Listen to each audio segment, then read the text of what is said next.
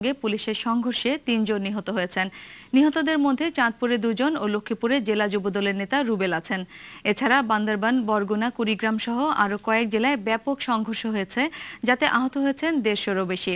প্রতিনিধিদের পাঠানো রিপোর্ট জানাচ্ছেন রেবেকা সুলতানা। চাঁদপুর এবং লক্ষ্মীপুরে পুলিশের সঙ্গে বিএনপির সংঘর্ষে ৩ জন নিহত এবং কয়েকশো আহত হয়েছে। এই দু জেলায় ধাওয়া পাল্টা ধাওয়া টিয়ারশেল নিক্ষেপে রণক্ষেত্র পরিণত হয়।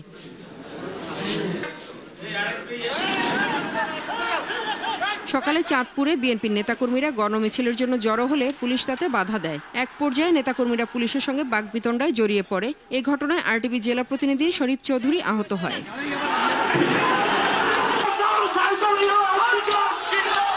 লক্ষ্মীপুরে সকাল থেকে পুলিশ এবং বিএনপি সমর্থকদের মধ্যে সংঘর্ষ বেঁধে যায়। এ সময় পুলিশের গুলিতে লক্ষ্মীপুর জেলা যুবদলের সাধারণ সম্পাদক রুবেল নিহত হয়। অতিরিক্ত পুলিশ মোতায়েন করা হয়েছে।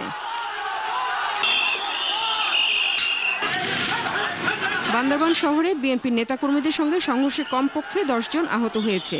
বিএনপি তাদের পূর্ব নির্ধারিত গণমিছিল কর্মসূচি পালন করতে গেলে পুলিশ তাতে বাধা দিলে সংঘর্ষ বেঁধে যায়। এক পর্যায়ে আওয়ামী লীগের বান্দরবান জেলা সাধারণ সম্পাদক কাজী মুজিবের নেতৃত্বে নেতাকর্মীরা এসে পুলিশের সঙ্গে যোগ দিলে পরিস্থিতি আরও ভয়াবহ আকার ধারণ করে।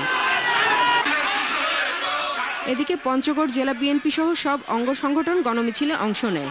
সকাল ১১টায় শহরের শেরেবাংলা পার্ক থেকে গণমিছিলটি বের হয়ে শহরের প্রধান প্রধান সড়ক প্রদক্ষিণ করে। সিরাজগঞ্জে আওয়ামী লীগ ও বিএনপি পাল্টাপাল্টি কর্মসূচি দেয়ায় সকাল থেকে শহরে ১৪৪ ধারা জারি করেছে প্রশাসন। বিএনপির মিছিলকে কেন্দ্র করে কুড়িগ্রাম রণক্ষেত্রে পরিণত হয়েছে। পুলিশের সঙ্গে বিএনপির নেতাকর্মীদের ব্যাপক সংঘর্ষ হয়। এতে পুলিশের সদর থানার ওসি মইনুল সহ আহত হয়েছে বেশ কয়েকজন। বিক্ষুব্ধ নেতাকর্মীদের সঙ্গে পুলিশের ঘণ্টাব্যাপী ধাওয়া পাল্টা ধাওয়ার ঘটনা ঘটে।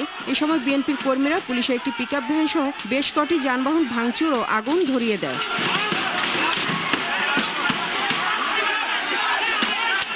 পুলিশ পরিস্থিতি নিয়ন্ত্রণে আনতে ২০ রাউন্ড কাঁদানে গ্যাস নিক্ষেপ করে। Rebecca Sultana, RTV news desk.